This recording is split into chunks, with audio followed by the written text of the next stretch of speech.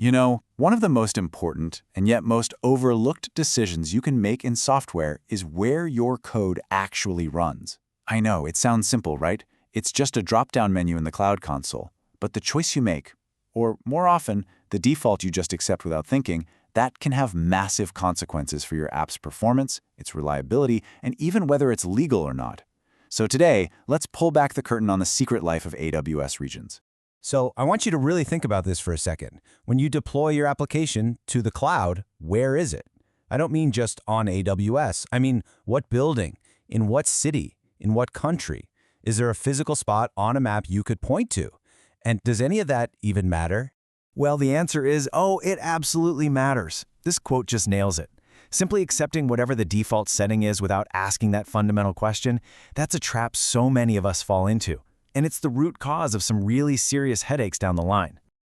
Okay, let's walk through a classic scenario. Imagine you're a developer, maybe you're based in London, you're building a cool new app, and naturally, most of your users are going to be in London or at least somewhere in Europe. You log into the AWS console, you see the default region is set to US East, Northern Virginia, and you just roll with it. You start building. I mean, what could possibly go wrong? Well, this is what goes wrong. Every single time your user in London clicks a button, that request has to travel 5,500 miles across the Atlantic Ocean. It gets processed in a data center somewhere in Virginia, and then the response has to travel all the way back. That is a huge distance, and it introduces our first major problem. And that problem is called latency. Now, here's what's so interesting about this. We usually think of slowness as a software problem, right? Something we can fix with better code or a bigger server. But in this case, latency isn't a software problem at all. It's a physics problem. So let's be super clear on what latency is. It's the total time it takes for a request to go from your user's computer all the way to your server and for the answer to come all the way back. We call this the round trip time. And its absolute minimum speed is governed by the speed of light. So the key takeaway here is pretty simple. If your user and your code are both in London, that round trip is incredibly fast. But if your user's in London and your code is all the way over in Virginia, well, that trip is just going to be much, much slower. There's literally no way around it. And we can actually put a number on it. The absolute best case scenario, nothing else gets in the way, minimum time for that round trip between London and Virginia is around 90 milliseconds. And that's just the travel time. That's the speed of light in a fiber optic cable. It doesn't even account for all the network hops or the time it takes your server to actually, do the work. Now, 90 milliseconds, that might not sound like a lot, but here's the kicker. Modern apps rarely make just one request. Let's say your web page needs to make, 12 API calls, one after the other, just to load the page. Well, that 90 milliseconds starts to add up. All of a sudden, you've added over a full second of just waiting. Pure dead time. And trust me, users definitely notice that. And this brings us to our first golden rule of choosing a region. It's so simple, but so critical. For the best performance, you have to put your code as physically close to your users as you possibly can. Okay, so speed's one thing. But what happens when things go really wrong? Like a whole data center goes dark? To answer that, we need to dig a little deeper into how AWS structures its whole world for resilience.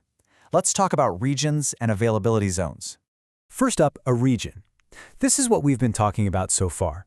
It's just a big geographic area on the map, like London or Frankfurt or Tokyo. Think of it as a metro area where AWS has a huge presence. But here's the genius part. A region isn't just one giant building.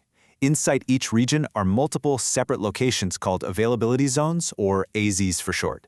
Each AZ is its own independent data center, its own power, its own networking. They're close enough for super fast connections, but far enough apart that a disaster like a fire or a flood at one won't take out the others. This is the absolute key to building apps that don't fall over. So what does this actually mean when you're building something? Well, if you put your entire application in just one single AZ, all your eggs in one basket, and that data center has a problem, your app goes down. It's fragile. But if you design your app to run across multiple AZs in the same region, and one of them fails, no big deal. The other two just pick up the slack and your application stays online. It's resilient. I love this quote because it really reframes the whole conversation. It's not about hoping failure won't happen. It's about planning for it.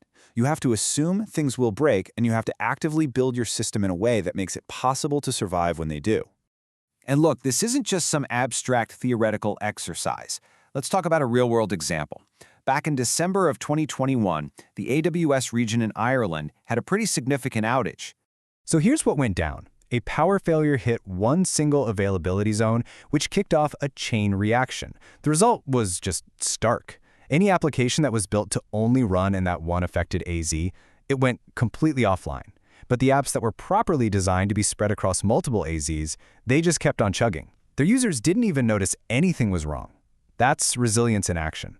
So we've got performance and we've got resilience, speed and safety. But there's a third, equally important factor we have to consider, and this one has nothing to do with engineering. It has everything to do with the law. And that's the concept of data residency. See, many countries have laws that strictly dictate where certain types of data, especially people's personal information, can be physically stored and processed. It's not a technical choice you get to make. It's a legal requirement you have to follow. You've probably heard of the most famous one, GDPR, in the European Union. But it's a global thing. The UK, Australia, Canada, so many countries have their own data protection laws. And what that means is, if you're handling personal data for EU citizens, storing it in a US region like Northern Virginia could land you in some serious legal hot water. And for anyone building apps in regulated industries, I'm talking finance, healthcare, government services, this isn't optional. Choosing the right region to comply with these data residency laws is an absolute must-have from day one.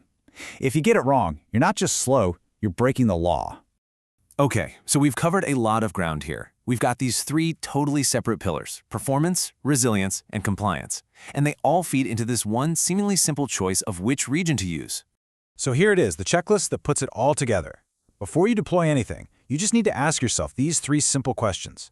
1. Where are my users? That's for performance.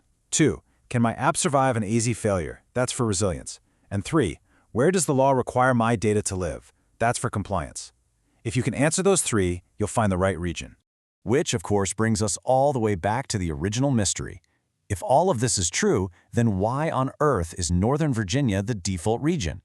If it's so often the wrong choice for performance and can be the wrong choice for compliance, why does AWS point every single new user there first? And the answer is actually pretty simple. It's the default, because it was the very first AWS region, launched way back in 2006. That's it. The default you see in the console today is just a historical artifact. It is not a technical recommendation. So the biggest thing to take away from all this is simple. Think before you click. The right choice is out there, but it's rarely the default. Choose wisely.